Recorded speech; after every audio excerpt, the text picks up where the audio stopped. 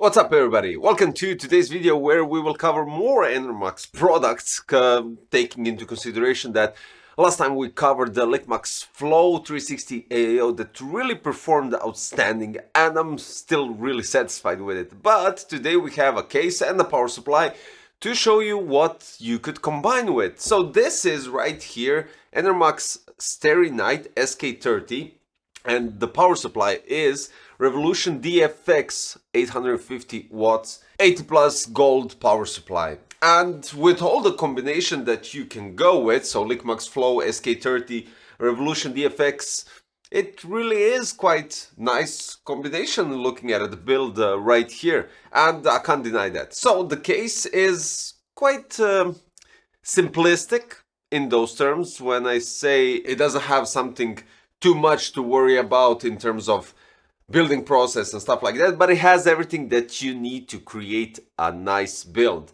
So for instance, the cool thing about the case, it has 3 140 addressable RGB fans and one 120 at the back. Now, the one thing that I personally don't like, and I'll think you'll agree with me, is that they are connected with Molex and you can additionally connect it with 3-pin DC connector.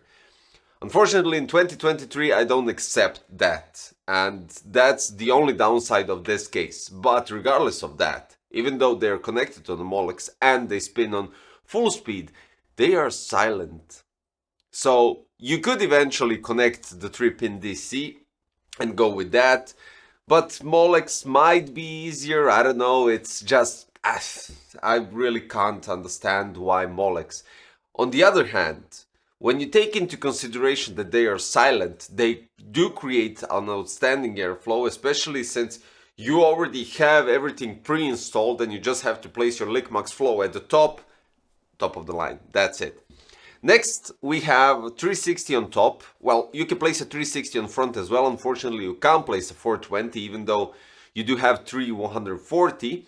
You can place a 360 at top, 360 at front. 360 at the top can be installed, but since this rear fan is located right at the top, coming out of the box, you do have to lower it down to be able to push the LIQMAXFLO at the top. Just remember, LIQMAXFLO has a thicker radiator, so if you go with anything different, which has a thinner radiator, you'll most likely be able to push it, but regardless of that, just coordinate the fan at the rear and that's it. Now, you can place 2 additional 120mm fans right here on the power supply shroud. You have an opening for your power supply, and if you use the Revolution D.F.X 850, 1200, you have a nice RGB lights because this power supply has additional RGB. I'll get to that part later on. So, here on the side, next to your motherboard, you have a GPU anti-sag, and it's not only Enermax, but in general, many case manufacturers do this mistake, and I do like to point out this right now, that case manufacturers need to start thinking about thicker graphic cards that need support, and because of it, they need to consider placing the GPU anti-sag a bit lower. Because, okay, I have here Gainward RTX 4070 Phoenix GS. This card isn't that thick comparing to the standard 4070 Ti, 4080, 4090. But here in this scenario, the anti-sag bracket works. And the motherboard even does have a lowered PCB like X670E Taichi Carrara. But here it fits. If I had a thicker graphic card, the anti-sag bracket wouldn't help whatsoever. So yeah, this is something not for Enermax, this is for all case manufacturers to take into consideration new generation of graphic cards when doing the anti-sag bracket. That's it. They need to either drill additional holes or make a longer line where to attach the thumb screw to be able to move freely the anti-sag bracket. But it's good it's there. I have nothing against it, just some, let's say, ideas and future possibility to upgrade their cases. At the back we have loads of cables, and most likely it's because of the Molex and 3-pin DC and everything else, because you still do need to connect addressable RGB, but it is manageable. You could manage it quite nicely, and reorganize everything, just take your time and do it properly. In addition to that, at the back we have two additional 2.5-inch SSD caddies, and at the bottom you have a 3.5 hard drive cage where you have the accessory box for all the screws that you need. So let me just show it to you a bit. Here we go. Let's turn it on. Dust filters on front, you don't have one because you have a fine mesh going at the front, and it's quite alright, it doesn't take that much dust inside. On top we have a magnetic dust filter, as you can see, and at the bottom we have also some sort of a, it's not magnetic, it's attached to some sort of rails or something similar to that, so it's quite easy to clean it up. The front panel is removable with crocodile clips on front, and I always forget to mention this in other cases because I do get loads of comments on that part for other cases. So crocodile clips, press them and push it forward. At the back and on the side you have 2 thumb screws for the tempered glass and for this steel panel to remove it, and that's all there is to it.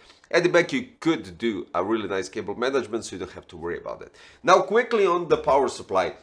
So Revolution D.F.X 850 was presented at Computex 2023, and it's a quite interesting power supply. It's fully modular, 80 plus gold. You have RGB side here that you have a special connector that you connect to your RGB 5 volts connector on your motherboard, 3 pin, and you can adjust it either with your motherboard software if you connect everything properly, or with the button at the back of the power supply. So at first it was stuck at purple or pink, I don't know what color was it.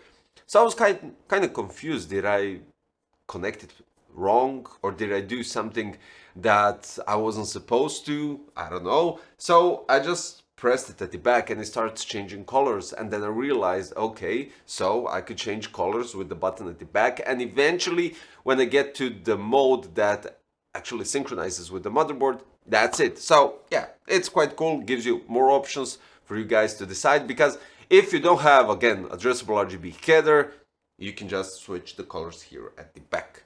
And for that you have also additional sticker that you can stick, I think, on the other side, because here you can do whatever you want. Quite nice power supply, I do have to say. Really does power up nicely the 7900 X3D and 4070 Phoenix GS. I think we covered everything except for the I/O buttons and ports on the top of the case. So you have power on and off button. You have an LED switch which gives you an option, if you don't have RGB connector on your motherboard, to adjust the lights on the fans. Then we have 2 USB 3.0, 1 USB 2.0 and 2 3.5mm jacks. One is for your headset and one is for your microphone. Outstanding looking case and possibility to vertically place your graphic card, even though it's designed for 2 slots and it's quite thin, I would say, so this graphic card wouldn't fit vertically. Regardless of that, it's a cool option to have it. So if you have a RTX 2000 series or Radeon card, they can fit regardless of everything. And now let's check out the benchmarks quickly. We have the SK30 from Enermax, the case. We have LIQMAXFLO 360 cooling down the 7900 X3D, and for the GPU we have Gainward RTX 4070 Phoenix GS, AIDA 64 Extreme Edition, system stability test. CPU went up to 80 Celsius degrees and the clock speed went up to 4900 MHz, while the GPU went up to 61, which is really good because it's lower by 1 degrees compared to some other case that I reviewed. And then we go to the most interesting part, where the LIQMAXFLO really does help this case shine nicely, with thermals on the CPU in Cinebench R23 going from 74 to 76. One test did reach 77, but it was just like short average, and yeah, that's it. Clock speeds from 4975 to even 5000, which is the first time that I actually saw this CPU hitting 5000 MHz in Cinebench R23. And then the scores are really interesting. 26,640 is the maximum that it reached.